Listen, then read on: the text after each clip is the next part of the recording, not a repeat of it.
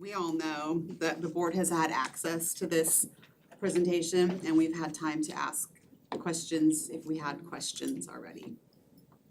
So if we don't have questions, it means that we've already asked them. Awesome. So feel free to ask any questions. This is the annual presentation of the F-195, the budget, and the F-195F, which is the 4-year budget projection. It worked a second ago.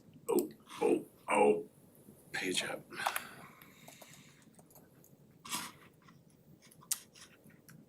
Previous.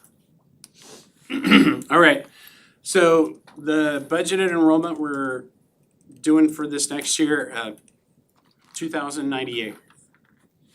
And that's FTE, because that's what we're funded on, it's not head count. It is a decrease from this current year. We are budgeting to 98%, just so you know. We calculated out a 10-year average, and then we went to 98% of that. And that way, we staff to that 98% so that we're not overstaffed. It's a lot easier to add than it is to subtract. So it's also a decrease of basically 2 FTE from the 25-26 annual average FTE. So this is just a few years in history. You've got the actual, and then we start in the 25-26 where you can see the budget versus the actual. So there's the 2182 that we budgeted for and came in at the 2100. So budgeting at the 2098. Now the number below that is your certificated staffing. So we have the actuals. The actuals are based on the S275, so the personnel reporting. And you could see the difference in the numbers there as we go through. And last year we had 160 teaching FTE. That's certificated FTE. It's not just teaching, it's also admin. There are some numbers that we have found with the cumulative system that will count an FTE if you have a partial FTE in there if you don't code it correctly. So we caught a few of those this year as we went through. So we're at 163 on the certificated side and 104 for the classified side. And you can see the number of classified is 101.88 FTE. Remembering that classified FTE aren't all considered 1.0, even though we treat them as such because of their hours, because they don't work a full 2080 is a full year. All right, where's the money come from? It comes from grants. We've got federal grants, we've got state grants, we've got local grants, we've got county grants. So we've got different pots of money. The big federal programs are the federal SPED, Title I, Title II, Title III, and Title IV. Anyway. Our levy is at $5.2 million. And then we get a little bit of non-high from index every year. And we also get a little bit of revenue for the transportation cooperative that we have. Again, very little there. We're talking under 20 grand in both of them. Total revenues budgeted for 47,402. That does include 800,000 in safety net funds.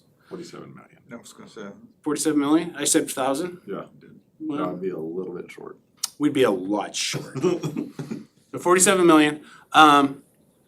The 800,000 in safety net, this current school year, the I'm still in the current school year, 25-26 school year, we budgeted for 500,000. We were awarded 1.2 million. Lot of work done by Michelle Rudd and myself. And we got some help from Eddie, who's our contractor who helps us with grants. So that's quite a big swing, right? Budgeted for 500,000, bringing 1.2. So next year being conservative because we're bringing in less contracted staff and more of our own staff. So the amount we're gonna apply for next year is probably gonna be less, but we still have the NPAs that we don't get around. So So local funds, levy, fines, fees, that kind of stuff, those are considered local. State funds is your apportionment, there's a bunch of state grants out there, and then we have the federal funds. The other category includes revenues that we get from, say, ESDs, other school districts. That is where we have a contingency. So built into every budget, well, almost every budget, you've got a revenue in and an expenditure out. And for me, they equal, it's $1.5 million. And that way, if we get a grant in for $200,000, I don't have to come back to you to ask for the permission to spend the $200,000. It comes out of the $200,000 that we built in expenditures and the $200,000 revenues. It's really important that we keep those expenditures with revenue to fund them. So it's not just, I've got extra capacity and I can spend it. It's, I gotta make sure I've got the money for that extra spending. Here's the pie chart. Big chunk from the state. And then the next biggest is local. And so on and so forth. Staffing is 77.55% of our budget. Big chunk of that, 20 million in cert salaries, 7.5 in classified salaries, 9 million in benefits. So that's a big chunk. We spend more in benefits than we spend on classified staffing. MSOCs, so material supplies, operating costs. So MSOCs include things like, we'll go over this, well, I'll go over it now so I don't go over it later. Cover things like electricity, contracted services with the ESD, the NPAs, the non-public agencies for special ed. Those are all contracted, or MSOCs. So about 22, almost 22 and a half of our budget's $10.5 million. Supplies at 3 million, purchase services almost 7.5, and then travel and capital outlay. That's a really low number. Yes, ma'am. Question. I was just noticing on here the 77% for salary or for staffing. So it used to be closer to 80. Is it kind of switched a little bit because the cost of everything is going up? As far as like our MSOCs has gone up higher or? So that's part of it. Part of it too is that we still have contingency in our purchase services where we would have staffing. So where we were short staffing, we had some contingency in there. So they're sitting in the 7,000 series rather than speaking the language, I should say that, sitting in purchase services rather than sitting in salaries. You're correct, most districts are gonna run about 80 to 83%. I don't like getting above 83% when we talk about staffing costs. I just noticed because it's less than we have had it in the past, so, okay, thank you. All right, so here's the breakdown, sitting in the percentages, and then the pie chart to show that the biggest chunk, as it should be, is in certificated salaries. Then classified salary, well, benefits is bigger than classified salaries, but very little in the travel and outlay, capital outlay. So, comparing year to year, certificated salaries are up, classified salaries are down. Employee benefits are down just a little bit. I am so sorry. This doesn't go against my time.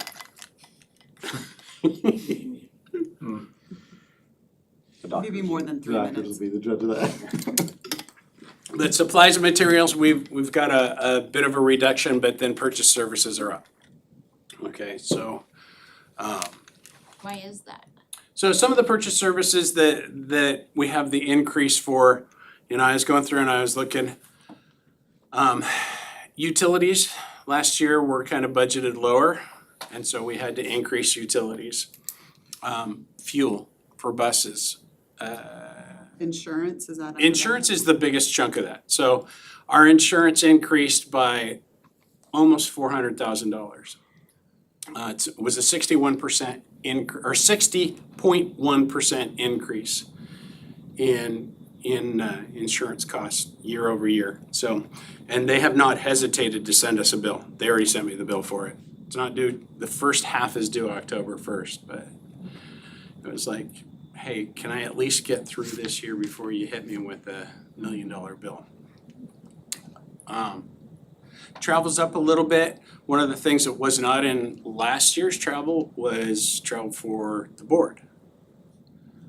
Travel for some professional development for like the business office.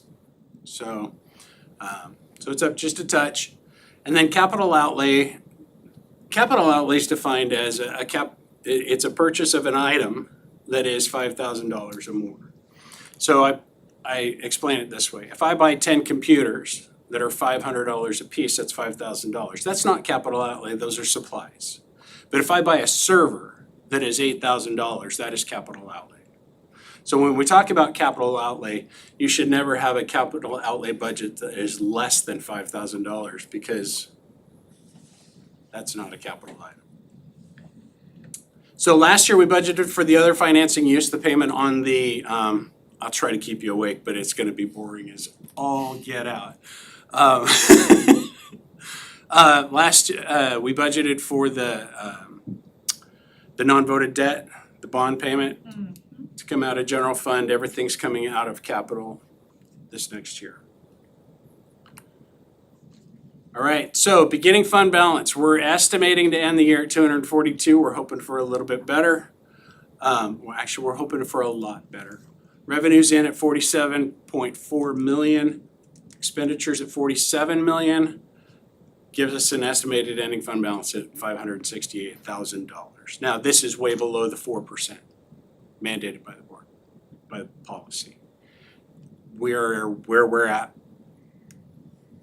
It is what it is. So remember with budgets, we try to do the worst case scenario, so low on revenues, high on expenditures, and hope that it flips.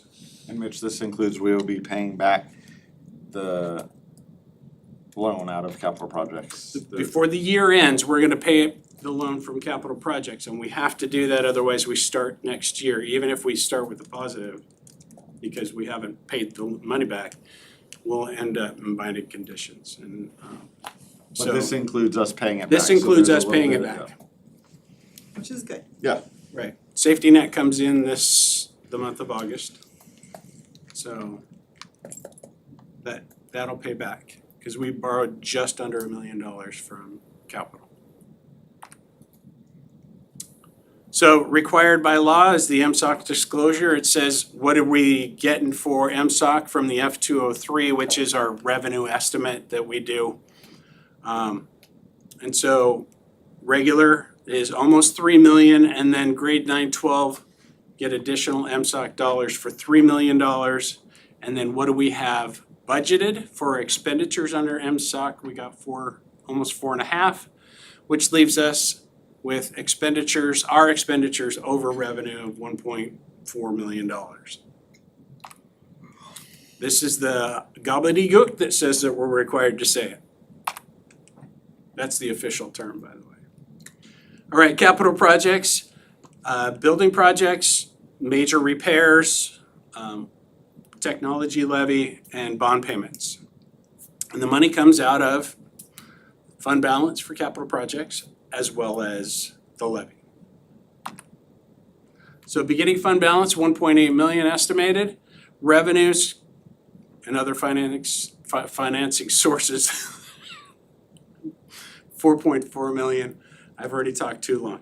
And you get to hear me one more time tonight, so just look forward to that. Expenditures, other financing uses, 2.2, and then transfers to debt service as well as transfers to general fund. There are things in the tech levy that we pay out of general fund. So we transfer the money from capital to general. It's included as a revenue in general fund. That's part of that $3 million other category. Debt service, we gotta pay for those bonds. Beginning fund balance, 131,000. We transfer in the 806,000, spend 805,000, end up with 132. ASB, I always remind everybody that's the kids' money.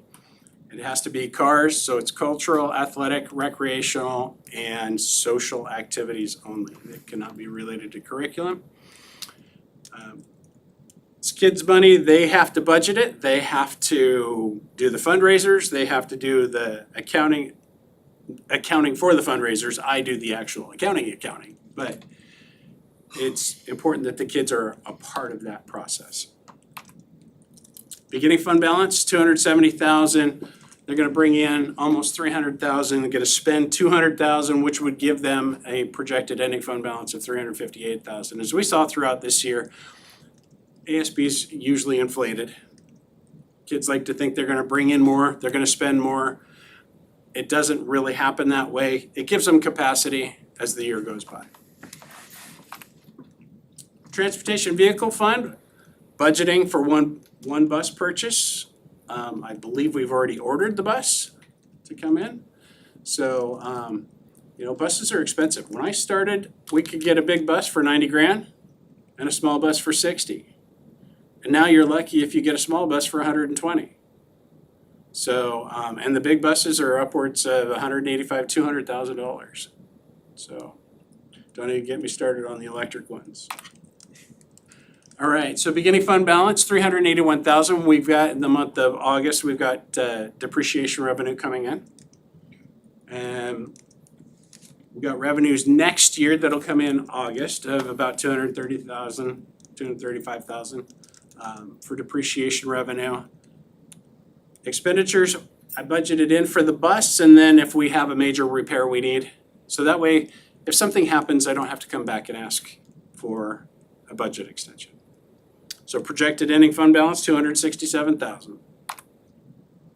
F195F, this is your 4-year look.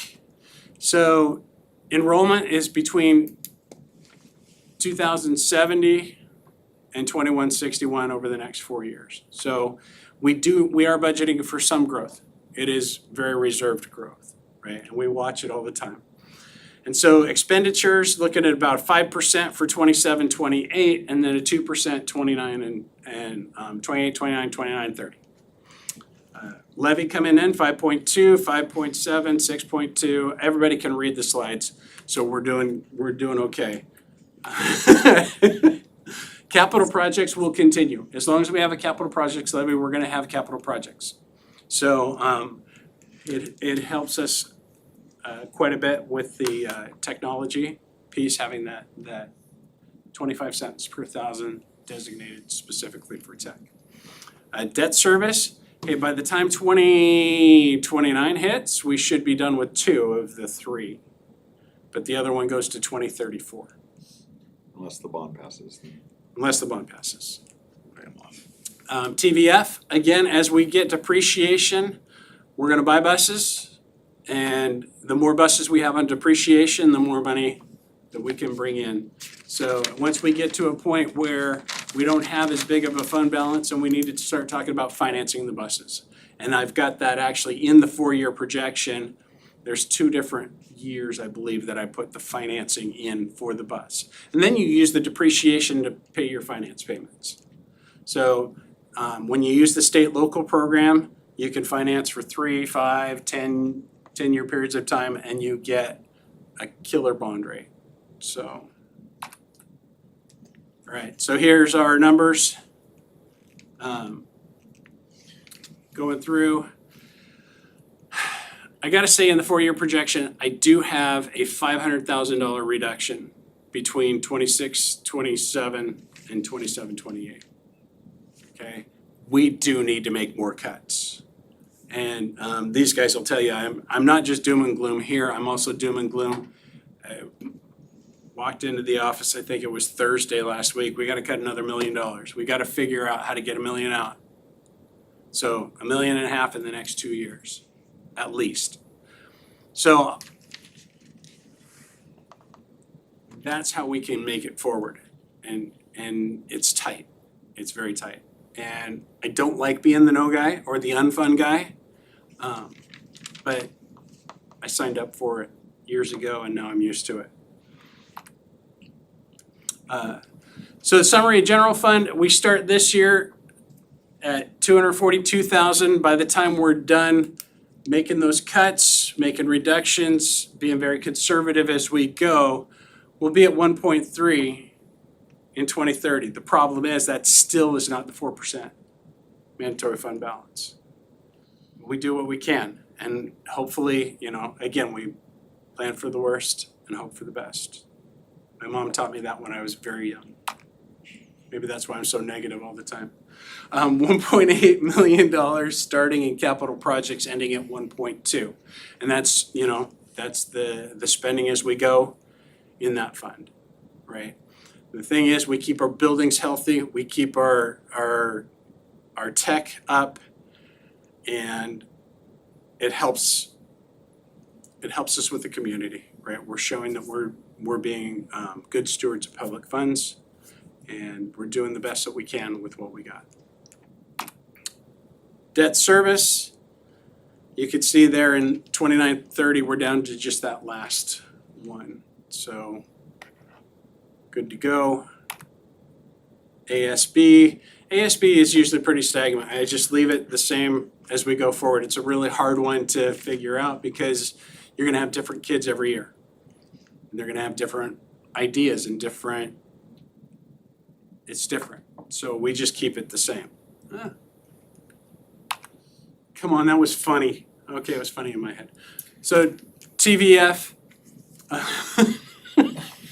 you can see the years that I talked about financing buses in 27, 28, and then again in 29, 30. All right, so annual expenditures are less than revenues, right? We need to look at cutting and continue to cut and be very conservative. Shows a positive ending fund balance. It is not where we need to be. So one of the things that we do, and we will be very open and very, the numbers, you will always see where we get our enrollment from and how we do it. And I've done it the same way for so many years. You base it on your population, you do a 10-year. Look at your cohort survival, and that will bring you forward. So as long as we continue to grow and be successful with kids, we're gonna keep more of our enrollment. And that number will go up. And so that and having a levy is key, right? So let's get out there and start telling, support the levy in 2029.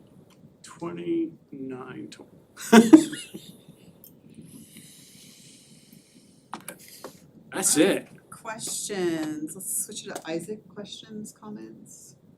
You said that you're trying to figure out how to cut another million and then 500,000 on top of that? $1.5 million over the next 2 years.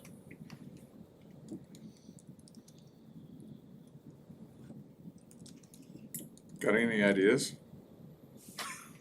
Today? Oh, the cut.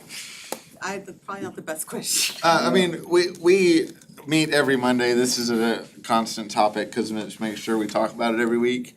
But until we see enrollment in September, it's really hard to do that. We're cognizant right now of, we have some people that are going on leave replacement in the fall, and we're not hiring subs yet to make sure that our grade levels come in where they're expected to. You heard from Heather a little bit that right now we're currently seeing the parent partnership kids coming out of our general ed setting, so we need to be cognizant that, if we need to move a teacher from one grade level to the other or something based on that migration of students, then we need to be able to adapt to that.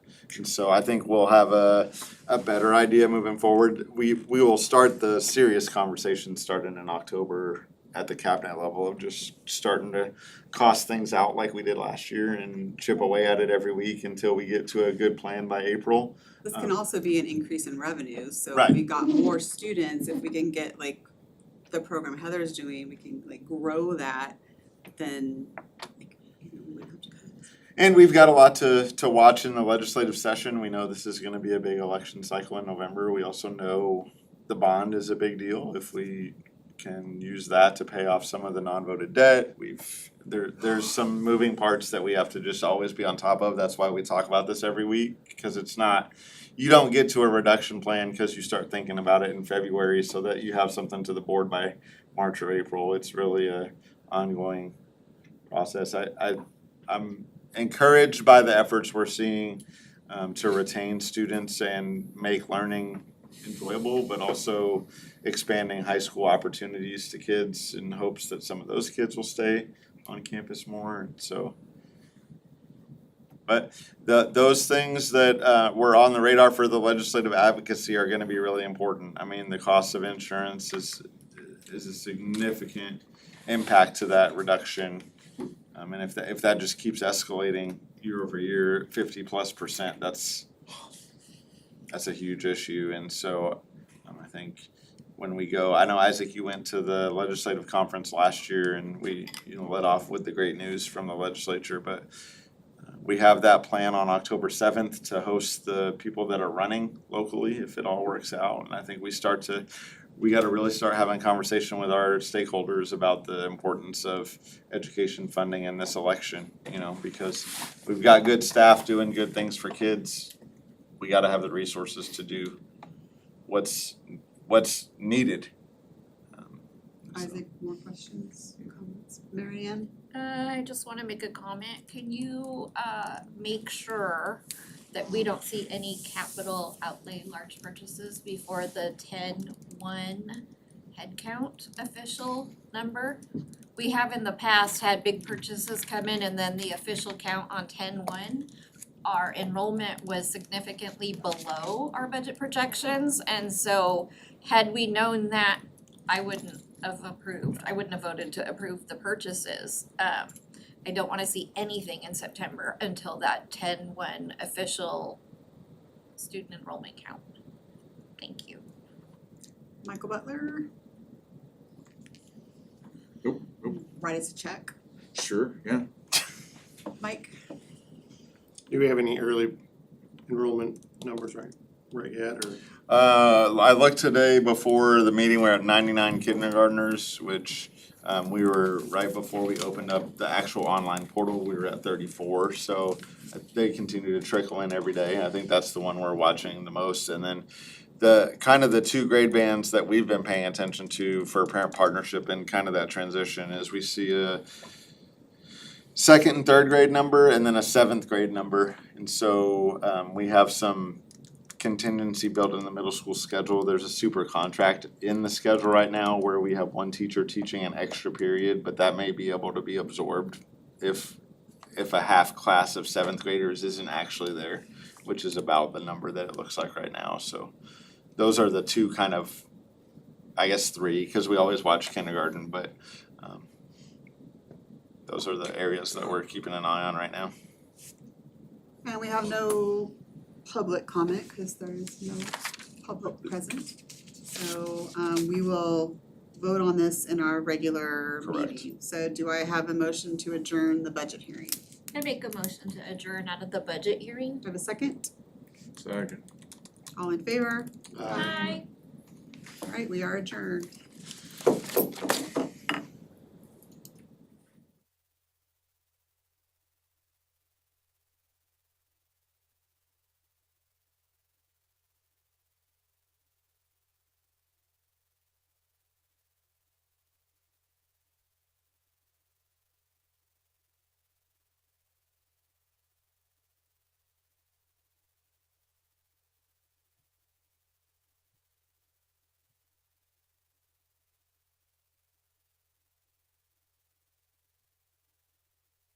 Twenty-fourth, 2026. Let the record reflect again that all elected board members are present. And pledge of allegiance, please. I pledge allegiance to the flag of the United States of America and to the republic for which it stands, one nation, under God, indivisible, with liberty and justice for all. We have no changes to the agenda, correct? Correct. And no executive session. Correct. Good news and celebration. Yes, Kayla, we bring up the pictures. We have a couple things we wanna celebrate today. One is Jensen Nielsen. Dr. Douglas, I'll let him talk about this a little bit more, but Dr. Douglas does a training for teachers and staff called Right Response Training that deals with students when they're in an escalated state, and he was doing a lot of work on brain science and different things, and he worked with Jensen Nielsen to do a 3D printed brain that had magnets, could be opened. Dr. Douglas used it as a teaching tool. He brought it with him. I want to highlight this because I think it highlights a little bit about what you heard in the school improvement work. When learning is engaging for students, we have students that are capable of amazing things. And our learning, this was used to teach adults in our system about the brain. And I would mention to guests that Jensen learned more about the brain building this than sitting in a classroom listening to somebody talk about it for a day or two. And so I just want to use this as an example of how to encourage our teachers and staff to see the possibilities in our students, because I think they're immense. So Dr. Douglas, I'll let you expand on anything that you had. Yeah, so one of the things is when I reached out to Jensen, was sharing with him what I was interested. I just asked him, would it even be possible? And he thought about it and I sent him a couple pictures, diagrams of the brain, as graphs. He said, yeah, I think I could do it. And then lo and behold, he was able to create it. It took a lot of time to figure out how to pull the brain apart. You can see how it comes apart in different pieces. We can use it to talk about Mitch from time to time, which parts kind of slipped off. But I used it in the presentation with staff last week. I'll use it again probably on Wednesday when I'm with the special ed staff.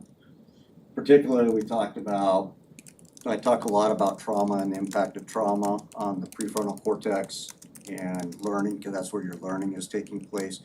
And if you're triggered in a state of trauma, the fight, flight, or freeze, which is, those of us you can't really see, but this is where the amygdala is, comes down the medulla oblongata, which is your spine here too, into the limbic system. So we talk a lot about that, and he was able to provide that example. You can actually see that when you're demonstrating that to adults, that you really can actually see those components.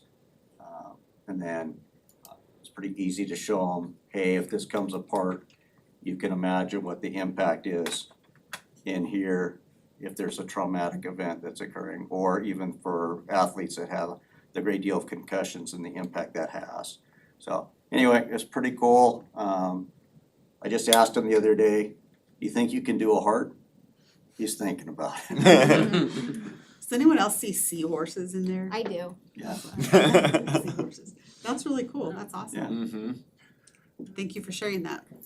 The other good news we have, I wanted you to see the outcome of our grant for the weight room. So not all the way completely assembled yet, but the students have seen this and started working in there, and the feedback I got was, they thought we were getting black and white weight benches from another district like we've gotten before. And so when they see our logo and our name and our colors on it, I think it does nothing but encourage them to know that we are trying to find creative ways to fund things that are gonna make them better at overall health, but also athletics. This is used in PE. So I just wanted you to see that is 100% grant funded work. Looks great. Mm-hmm. So what my hope and our team's hope is that our community will see that when we can do things through creative funding sources, we will, and when we need them to step up in a bond and fund something that we can't fund through piecing grants together, that's when we come to them. That we won't wait to do things that's good for kids until they have to find a way to fund it. And so I hope you'll join me in sharing this with people, that we're looking for all those funding sources. We can't grant fund our way into a new high school though. We really need them to step up and do that piece of it, and we're gonna keep working at things like this to make education great for our students and for our community. So I wanted to share that with you. Thank you. Thank you. All right, we have no board response from previously asked questions because there were none. We have no public comments. We have no public present. So we are back to Mitch, monthly financial report. Alright. Says include. This is not included in my time. All right, I'm gonna make it quick. Enrollment really doesn't change over the summer. Okay, where it does change is when we start talking about the running start that we get to claim over the summer. If we had open doors going through the summer. Just coming back to the sped, month over month, if we start out next year at 418, this year we started at 374, that's a big gap, right? So we're funded at 389, not the 418. So Closer to 440 start. if we start at 440, that's a big number. That's a big percentage of our population, all right? General fund, now, the reason we're at 1.6 million in fund balance, we borrowed money. Okay, so we still owe that money to capital projects. And then, so cash with the county is at 1.2, we do have money at the local bank again for direct deposits. ASB, talked about them, you can see 224 is where they started, and they're at 237. They usually don't spend a whole lot of money over the summer, and then when they start spending in August, it accrues forward, just like we accrue in general fund. Capital projects started at 2 million, we're about 2.3, but with the summer projects, we're spending that money, but we're also claiming on the grants that we got from OSPI for like the boiler and the dishwashers at the two elementaries in the middle school. TVF, we're still down at the bottom, but it'll pop back up this month. Debt service, that's our typical 3-year comparison. We don't like this one as much. You guys like the other one better, so if you guys wanna see that one rather than this one, I'll start hiding this slide. I'll keep it in there, but I'll hide it so we don't go through it. So if you wanna see it, you can see it. One of my concerns, as you look at where we're at, we budgeted, 46 million in expenditures and we're at 41.6, yet we know we're coming in low on revenues. So, and low on revenues because low on enrollment. So this $4.4 million in capacity stresses me out when we get to the end of the year. When we're pushing 3.2 million for accounts payable, and then we gotta talk about accruing all of the accounts payable. So this is why you see the fund balance report for August in September and again in October, because I'll be doing the year-end process. As soon as I'm done with this, I start to flip to the next mode. So revenues, you can see we're at 89%, so $6 million, $5 million difference there. All right, so at this point in time, we're at $1 million expenditures over revenues. Again, that's with borrowing money. So $1 million, July of 2024, we were 800,000 to the good. This is a trend that has to stop. Questions? Butler, Nothing new. Mike, No questions. Isaac? No. Marianne? Can we have a bake sale? So your family consumer science can have a bake sale, but it goes towards that class. That's your general fund fundraiser, but ASB could have a bake sale if they want, Okay. but that's the wrong fund. No, we meant you guys. I District office space sale. You can raise some money, right? mean, we'll give it a don't college try. You gotta start somewhere. Some stellar revenues. I have no questions, thank you very much. All right, legislative report, we are planning a forum for the candidates on Wednesday, October the 7th, which Michael Butler, it is a Wednesday. remember. Anyway, and I've secured Carolyn Eslick to moderate. And this week I will be sending out invites to all of the candidates and see who is available to come. We picked the date at our agenda review, so we wanted something that was not too soon, but not too close. This is like the week before ballots come out, so, and we'll see who is able to come. And we're gonna have it at the middle school at 6 p.m. on Wednesday, August the 7th. Will you put the League of Women Voters on your list? Yes. Perfect, thank you. All right, superintendent's report. Okay, just a few things this month, not that many. I wanna thank you. I wish that room was full for the school improvement presentations, cause I think that's a lot of hard work goes into that at the campus level, and so hopefully if people are watching, they'll go back and watch the 5 o'clock meeting, cause I think that is the meat and potatoes of the work that's being done at our building levels, and a testament to the teacher leaders and the administrative leaders we have, so hopefully that they'll do that. We do have new hires to the district this week. We'll be coming in later this week for new hire orientation, not a large number, but there are some people coming in, so we look forward to welcoming them. Just wanna make sure, we talked about it a little bit last week, but we do have a board meeting calendar change. The December meeting, it moved from Monday, December 14th to Wednesday, December 16th due to scheduling conflicts. Still at 6 p.m. Remember, we don't have typically enrollment or financials or anything by that point from the state. We pay bills and give a brief board update, but that'll be on the 16th. Next is just an update on the small piece of the DNR property up off of 116th that has been a topic of discussion. And point of clarity that DNR wants an easement on that property to access the other forest land. It's not that we need an easement on there.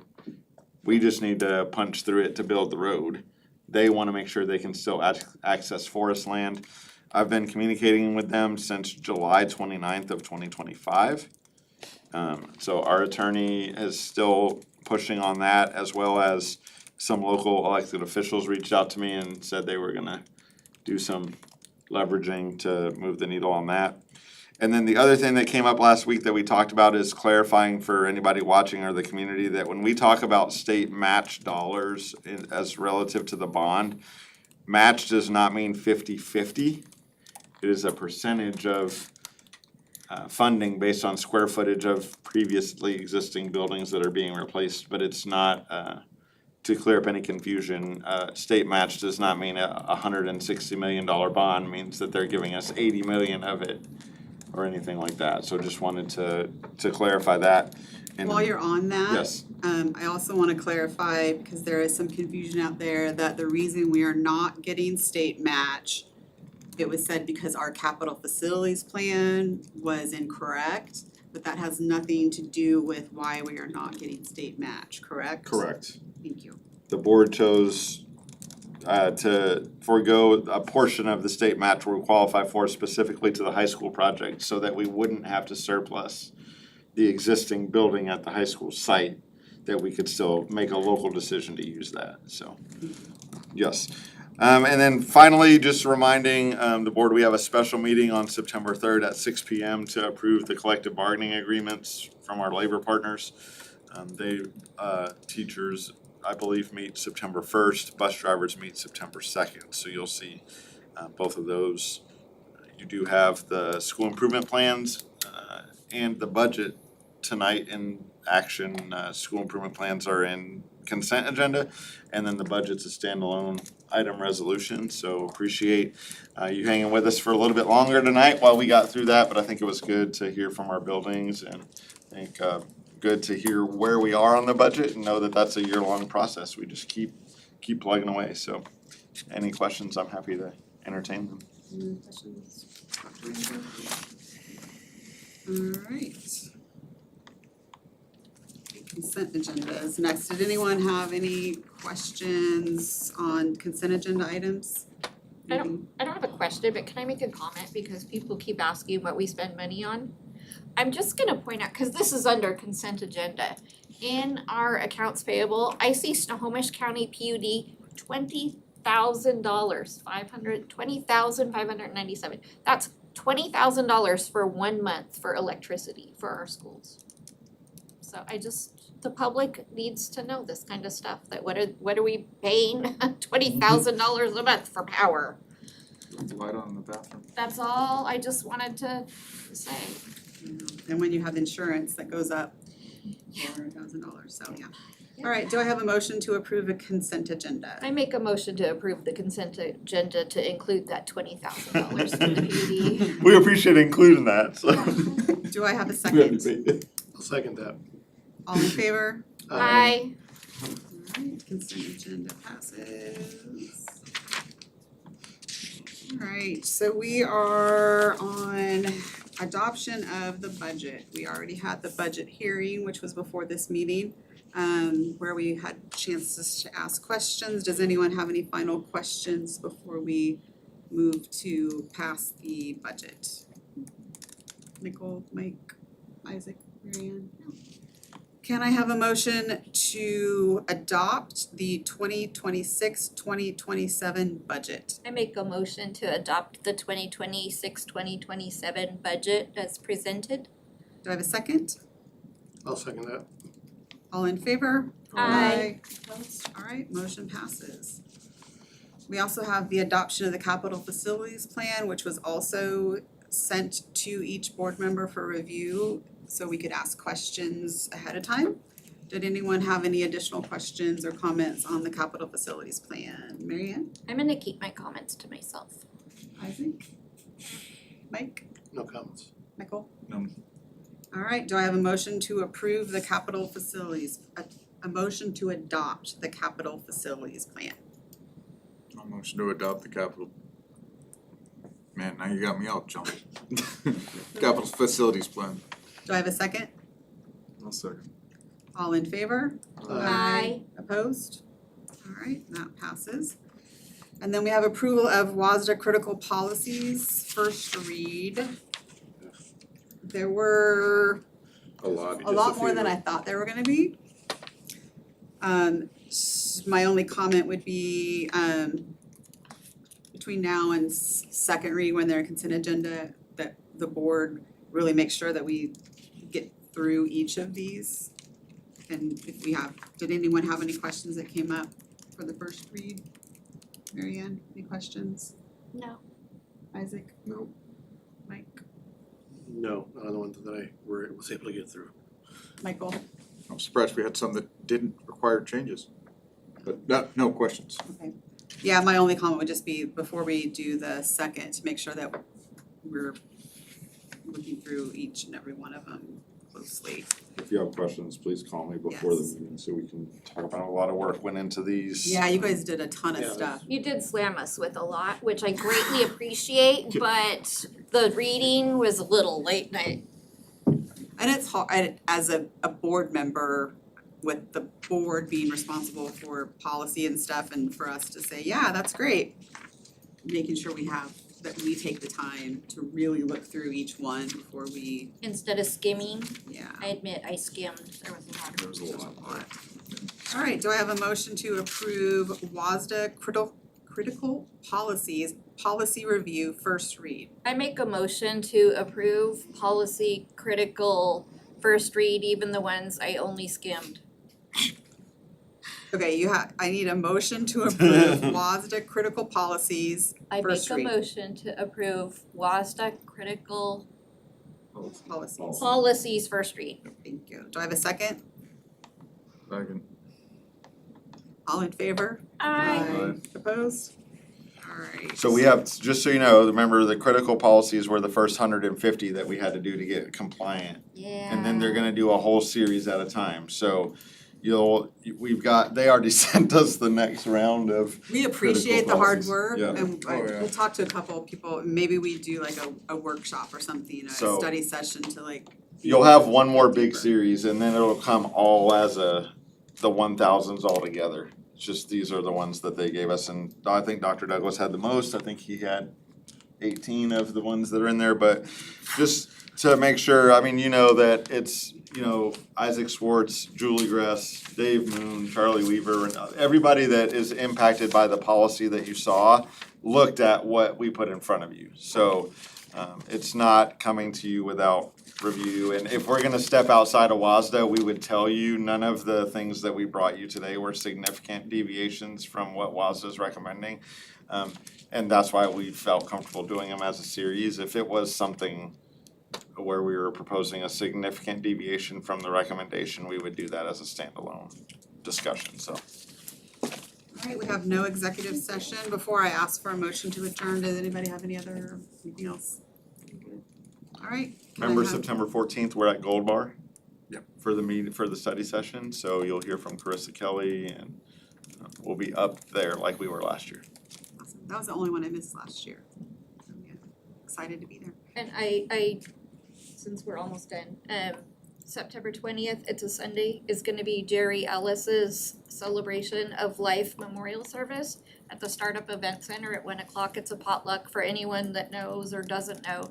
Jerry Ellis predated Charlie Weaver as the Director of Maintenance and Operations since like 1999. And so he died tragically. There was a house fire. And so, it's gonna be a big turnout. A lot of former district employees will be attending. All right, with that, can I get a motion to adjourn? I make a motion to adjourn.